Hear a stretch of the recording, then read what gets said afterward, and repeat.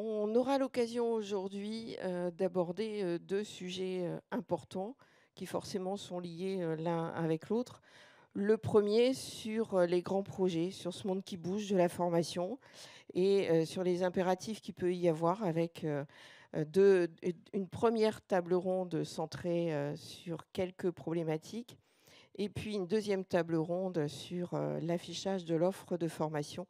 Et vous verrez qu'il y a énormément d'enjeux qu'il y a par rapport à cet affichage de l'offre et la façon dont vous enregistrez votre offre de formation auprès du CARIFOREF. Voilà. Dès à présent, je vais laisser la parole. Alors, on a Bruno Drolet qui est en distanciel avec nous aujourd'hui, qui malheureusement a eu un impératif de dernière minute et ne peut pas nous rejoindre. Et puis, bien sûr, monsieur Rigaud, vous êtes présent avec nous.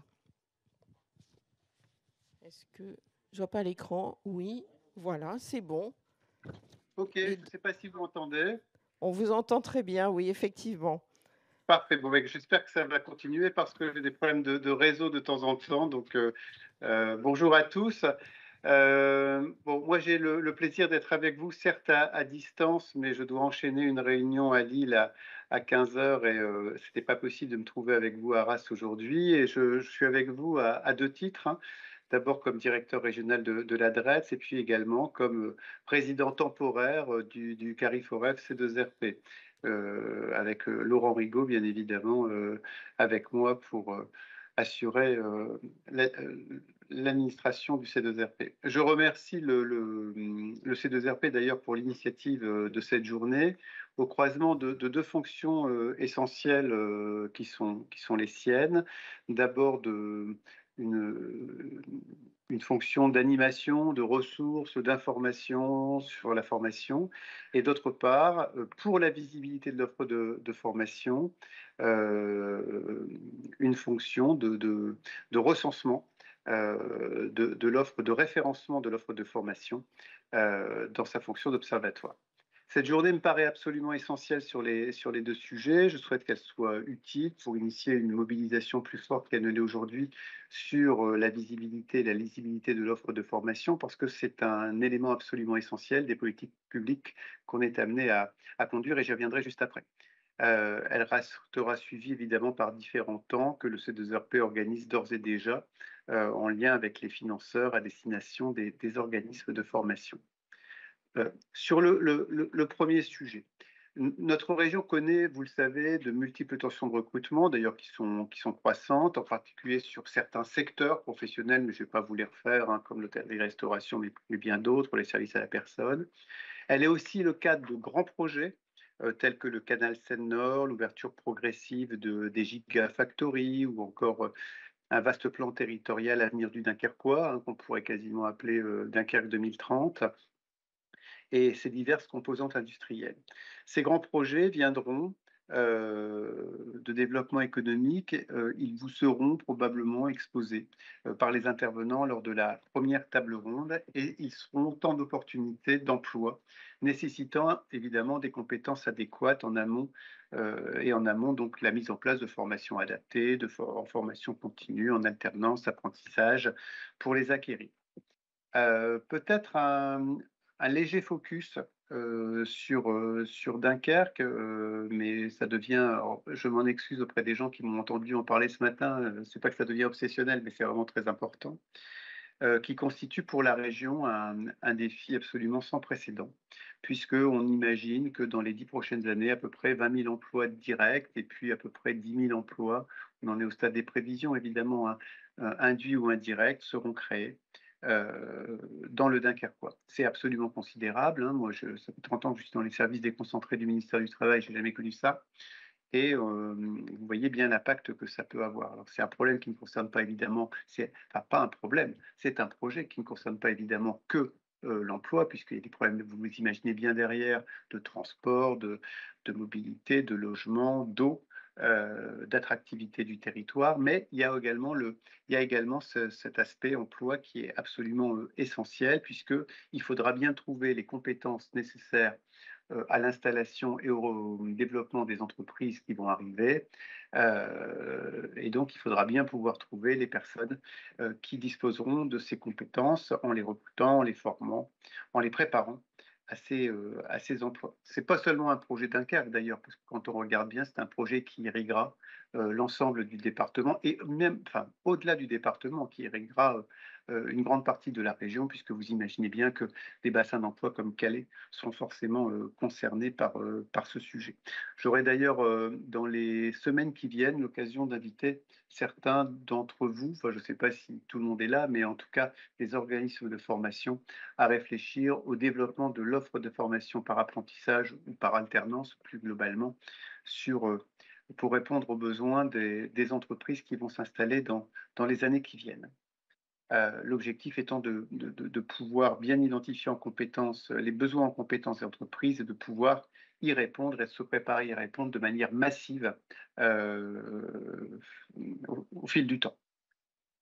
En parallèle, évidemment, on va devoir identifier avec le conseil régional l'offre de formation que nous allons pouvoir mobiliser et développer au profit de ce territoire. Alors, ça ne veut pas dire qu'on va s'intéresser à l'appareil de formation de Dunkerque, évidemment, parce qu'on peut former des gens ailleurs et qu'ils aillent travailler sur Dunkerque, et on va évidemment excéder le périmètre du seul bassin d'emploi de Dunkerque. Mais pour bien pouvoir mobiliser l'appareil de formation, s'adresser à lui et travailler avec lui, il faut qu'on puisse l'identifier. Et pour l'identifier, c'est l'objet de la seconde table ronde qui est prévue aujourd'hui, qui est la mise en visibilité de cette offre de formation via le référencement auprès du C2RP. C'est une mission d'ailleurs qui est confiée de façon réglementaire au CARIFOREF, le C2RP étant le CARIFOREF de la région Hauts-de-France, de collecter l'offre de formation et de la mettre en visibilité auprès de l'ensemble du public. Ce catalogue de formation est aujourd'hui d'ailleurs disponible sur le site du C2RP. Il est loin, je pense, d'être tout à fait exhaustif, mais il constitue une des rares sources d'informations disponibles en direct d'ailleurs, en consultation directe par le public, sur l'offre de formation. Donc, c'est très important pour nous que les organismes de formation s'engagent davantage avec plus de force et on va dire avec plus d'exhaustivité dans le référencement de l'offre de formation. Et on y viendra, mais ce sera l'objet de la table ronde et des propos qui seront tenus tout à l'heure. C'est pour ça que je vous disais que cette réunion est effectivement très, très importante.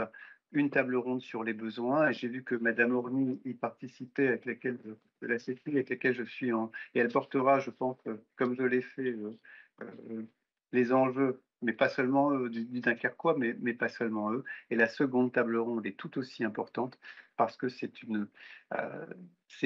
la poursuite de la première en permettant d'améliorer la lisibilité de formation et donc l'orientation des publics et donc la réponse aux besoins des entreprises. Voilà, je ne vais pas être plus long. Moi, je vais rester un petit peu avec vous parce que, comme je vous le disais, c'était 15 heures, mais donc je vais vous écouter un peu sur notamment la première table ronde, mais j'ai été un peu long. Je laisse sans tarder la parole à Laurent Rigaud, je crois, et qui lui a la chance d'être avec vous. Merci beaucoup, Monsieur Drolet, président aussi du C2RP, et donc à double titre. Monsieur le vice-président, allez-y, je vous laisse la parole. Bien, bonjour.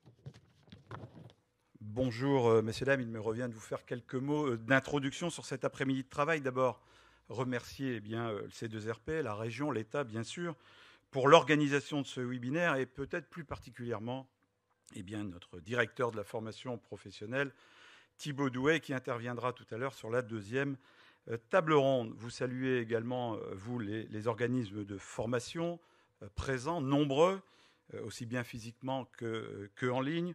En tout cas, vous êtes des partenaires importants, impliqués, mobilisés et engagés.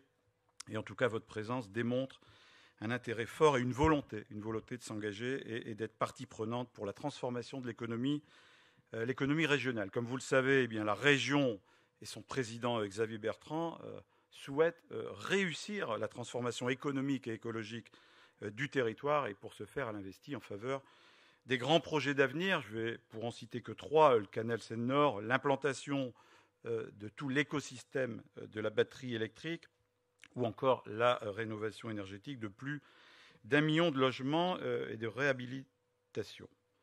En tout cas, vous l'aurez compris, ces nouveaux projets créent des emplois, et quand on parle d'emploi, on parle bien sûr de nouveaux besoins en compétences. Et le défi de la région, et le vôtre du coup, est bien de former rapidement des femmes et des hommes pour répondre à ces besoins de compétences et de recrutement, qui va participer bien sûr à atteindre l'objectif et le développement économique de notre belle région. En tout cas, l'adaptabilité de votre offre de formation et surtout la visibilité, on le sait tous, représente un véritable enjeu stratégique. Et je remercie encore les équipes du C2RP de se mobiliser aujourd'hui pour vous ramener toutes les réponses. On va aussi, et depuis quelque temps, on parle beaucoup du littoral, de Dunkerque, de Douai. Je rappellerai seulement que, bien sûr, que ces territoires sont sur une rampe de lancement pour le développement économique, mais on a aussi, dans la région, beaucoup d'autres territoires, et il faudra et il faut aussi répondre à tous ces besoins, que ce soit à Château-Thierry, Fourmies, Beauvais ou d'autres villes. Il y aura aussi là besoin de nouvelles compétences et de développement de l'économie. On y travaille pour. En tout cas, je vous souhaite une bonne après-midi de travail, messieurs et dames. Merci beaucoup, monsieur le vice-président. Oui, attention. Voilà. Merci pour cette introduction. Je pense que voilà, le cadre est posé et les questions sont d'ores et déjà posées.